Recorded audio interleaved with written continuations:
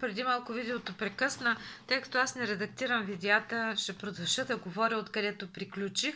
Жалко, защото всъщност аз не разбрах, че е приключило видеото, продължих да си говоря и то добре се получи, но както и да е, ще се върнем на там. Значи бяхме на прошката и аз обяснявах как когато наблюдавате от срещния човек, ако той изрази съжаление, то това означава, че между вас нещата са уредени и са приключили. От другата страна също има разбиране за това, че сте били наранени.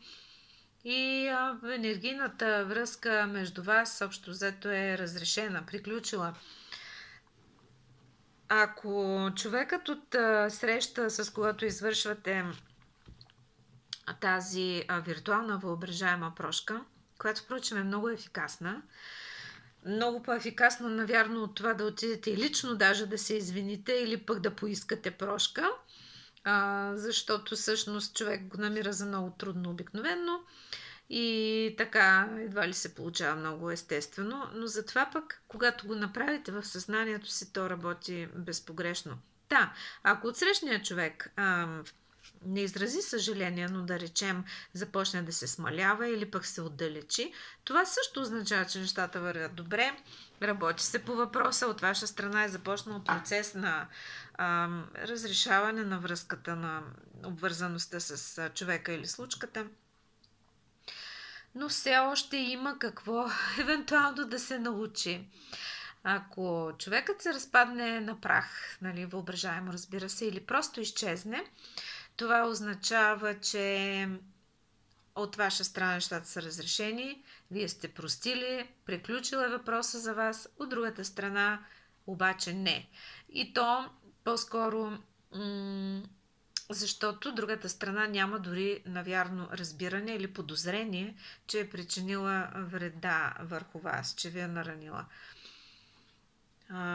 Така, това са вариантите като че ли за наблюдение, когато се извършва тази медитация на прошката. Има и други неща, които мога друг път да разкажа и да дам как да приключвате отношения с хора, които продължават да ви тормозят емоционално, въпреки че не сте свързани с тях. Впрочем, може да правите тази прошка и с хора, с които в момента живеете или с които в момента сте свързани. Повярвайте ми, много по-лесно е, отколкото да го направите наяве, лично с човека. Разбира се, това не се изключва, също е възможност. Това за прошката. Продължаваме нататък обаче с нашата молитва. Така, значи доколкото ние прощаваме, толкова сме ние простени. Кармата се приключва чрез прошка. Прошката е най-силната, най-добрата защита, енергийна защита, която може да имаме. Много хора постоянно се обикалят с кръгове, с огледала, с всякакви други методи за предпазване. Истината е, че да, те работят, но затова пък оставате или скрит зад огледало, или пък наврян в някой балон енергиен, т.е. това някак се прекъсва прекъсва връзката ви с околния свят и с другите, затваря ви в собствения ви балон. Ако желаете да останете отворени и свързани към света, но в същото време да сте защитени, то прошката е най-добрия начин да си осигурите такава защита. Значи, как продължава нататък нашата молитва? И не ни въвеждай в изкушение, но избави ни от лукавия. Сега аз тук във видеото, което така и не се записа, разказах много неща за изкушението. Понеже всички знаят какво е изкушение и как могат да бъдат изкусени, обаче в различните грехове, обаче малцина, и аз искам да подчертая за нещата, за които малцина си дават сметка. Малко от нас си даваме сметка, че едно от най-големите изкушения е да обсъждаме другите, т.е. той, което наричаме клюкарство на български. Госипинг не е точно клюкарство, но да, всъщност да, долу-горе това е. изглежда доста невинно да говориш зад гърба на някой друг. Уж, нали, не е даже толкова зложелателно, а така просто да го обсъждаш. Това създава един канал, през който изтича много от нашата енергия, но което е по-лошо, става порочно сближаване с другия човек на гърба на трети, който в момента не присъства. Също става пристрастяване на тялото и на мозъка към окситоцина, който се отделя при госипинга, при обсъждането на другите и клюкарството. И след това тялото се чувства зле, не случайно след като приключи такъв един разговор, се чувстваме като празни. И дори може би изпитваме чувство за вина. Това е една от съблазните. И става дори пристрастяване на мозъка, после има глад за съответния окситоцин, когато приключи. Друга съблазън е съблазънта да се чувства жертва, която всъщност е предизвикана от егото, от егоизъм. Хората често намират голямо геройство да изкарат себе си жертва и това едва ли не ги кара да се чувстват по-смирени. Обаче всъщност не е така. Истината е, че когато човек счита себе си за жертва, той си робува на егоизма. По един такъв негативен, или как да кажа, леко извратен начин. Съблазънта на страданието е друго нещо. Тази съблазън върви през животите. Често избираме поредица от животи, в които да страдаме, защото по някакъв начин са ни убедили, че страданието ще ни изстреля по-бързо в нашата еволюция. Има разлика между това да се трудиш, да си жертвоготовен на времето на тялото си, т.е. да полагайки усилия, фактически ние правим някаква жертва, но това е съвсем различно от това да се чувства жертва или пък от това да си избираш страдания, да си създаваш страдания, да имаш вкус към страданието, за да се изкараш по-голям страдалец и по-близък до Бог, едва ли не до светец. Този смисъл, страданието е също една от най-силните съблазни за душата. Желанието да израства чрез страдание. А всъщност не, че няма израстване чрез страданието, с всяко нещо се израства. Душата неизбежно израства. Но да избираш да правиш това чрез страданието, как да кажа, страданието носи страдание и този, който ще ти причини страданието, също ще се въвлече в страдание.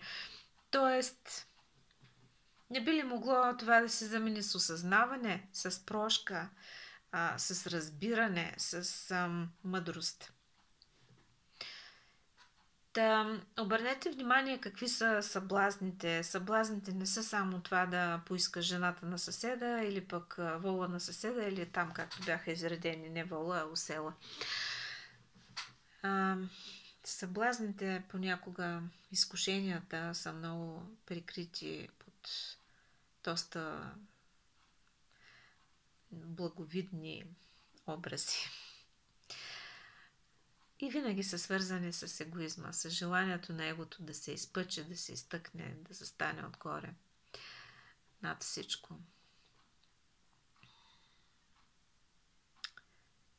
Да, следващото, което следва в тази молитва е защото Твое е царството и силата и славата завинаги.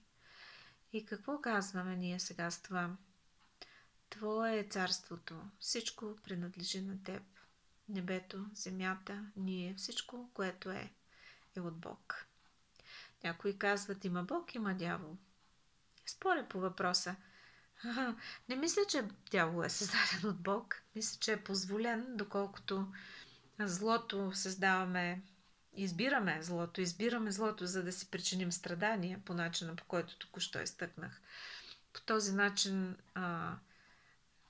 злото ни съблазнява, но тъй като ние сме същества с свободен избор. Бог позволява. Но ако сме избрали злото, то да съществува, защото това е нашия избор. Освен това, то е зло най-вече за нас. От човешка гледна точка е зло. Има много същества, които не са хора, много съзнания, които не са хора. И за нас те биха били зло, но те сами по себе си не са зло. Нали така?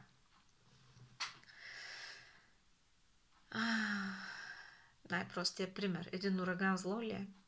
Не, сам по себе си той не е зло, но за нас е огромно зло. Дизастър, нали? Бедствие природно. Урагана не го причинява нарочно. Но нашата перцепция за урагана е за зло. Да не говорим за смъртта. Смъртта сама по себе си зло ли е?